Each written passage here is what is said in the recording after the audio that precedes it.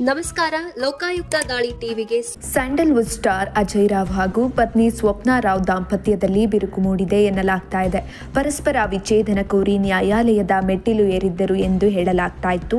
ಆದರೆ ಇದೀಗ ಈ ಕುರಿತು ಸ್ವತಃ ಅಜಯ್ ರಾವ್ ಅವರೇ ಪ್ರತಿಕ್ರಿಯೆಯನ್ನ ನೀಡಿದ್ದಾರೆ.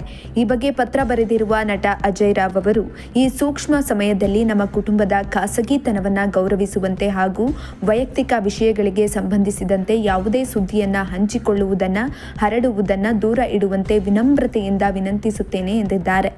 ಪ್ರತಿಯೊಂದು ಕುಟುಂಬವು ಸವಾಲುಗಳನ್ನು ಎದುರಿಸುತ್ತದೆ.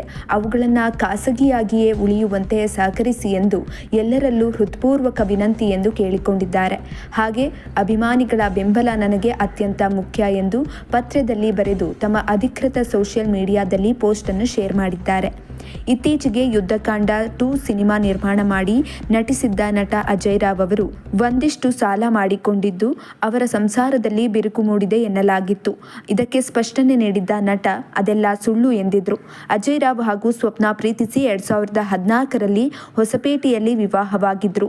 ದಂಪತಿಗೆ ಮಗಳಿದ್ದು ಚೆನ್ನಾಗಿದ್ದೇವೆ ಎಂದು ಅಜಯ್ ರಾವ್ ಅವರು ತಿಳಿಸಿದ್ದಾರೆ.